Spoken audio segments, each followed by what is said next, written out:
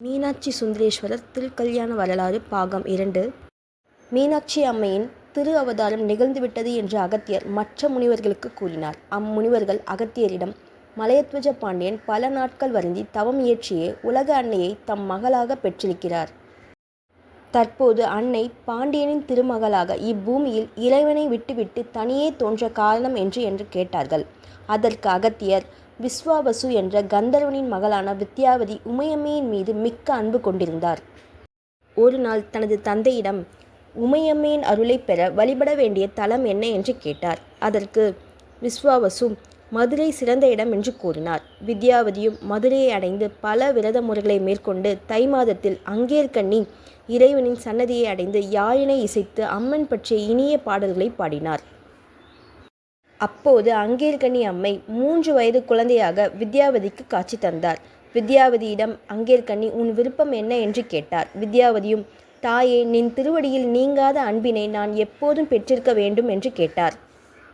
அங்கேற்கண்ணி மேலும் இன்னும் வேறு என்ன வேண்டும் என்று கேட்டார். அதற்கு வித்யாவதி, அம்மையே, தற்போது காட்சி தருகின்ற திரு உருவத்திலேயே என்னிடம் தோன்ற திருவருள் புரிய வேண்டும் என்று கேட்டுக்கொண்டார்.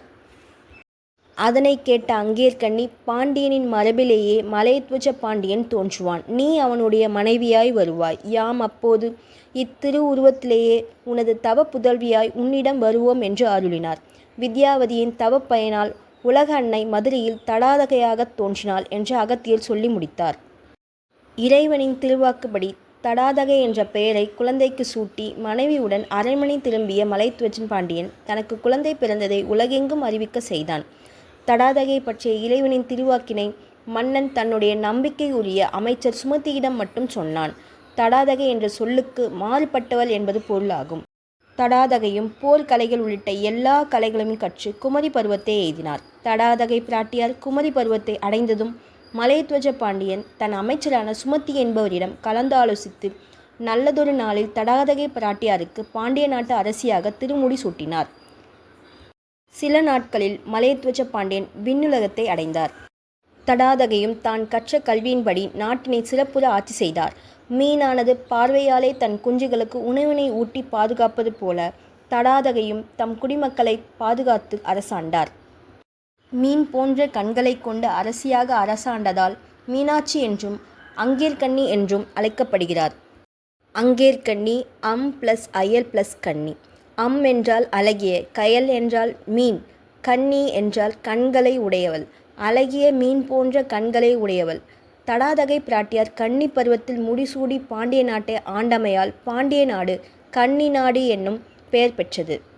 அங்கேற்கண்ணி என்ற தடாதகை பாண்டிய நாட்டின் ஆட்சி பொறுப்பினை ஏற்று நீதி வழியில் ஆட்சி செய்தார். தடாதகையின் அன்னை காஞ்சனமாலை தன் மகளின் ஆட்சி திறனை பார்த்து மெய் சிலிர்த்தார். திருமண வயதை தன் மகள் எட்டியதை உணர்ந்த அந்த தாய் தன் மகளிடம், அழகும் அறிவும் உடைய உனக்கு திருமணம் இன்னும் கைகூடவில்லை என்று தன் ஏக்கத்தை வெளிப்படுத்தினார். மலையத்வஜ பாண்டியனும் இறந்துவிட்டார். அதனால் தாயான காஞ்சனமாலைக்கு இரட்டிப்பு கவலையாகிவிட்டது. இதை அறிந்த தடாதகை, அம்மா, நான் இங்கேயே இருந்தால் உன் எண்ணம் நிறைவேறாது. நான் திக்விஜயம் என்ற பெயரில் பல நாடுகளும் சுற்றி வருகிறேன். எனக்கு பிடித்த மணாளனை அறிந்து வருகிறேன் என்று தாயிடம் விடைபெற்று 4 குதிரைகள் பூட்டிய மீன்கொடி பறக்கும் தேரில் ஏறிக்கொண்டு 4 வகை சேனையுடன் புறப்பட்டார். உலகில் பல மன்னர்களை வெற்றி பெற்றார். அடுத்தபடியாக 8 திக்குகளையும் வெற்றி பெற புறப்பட்டார். நமச்சிவாய என்ற 5 எழுத்து மந்திரத்தை தன் அமைச்சர்களையும் படைகளையும் ஜெபிக்க செய்து அவர்களுக்கு திவ்யமான பார்வையையும் வானில் செல்லும் சக்தியையும் அளித்தார் தடாதகை.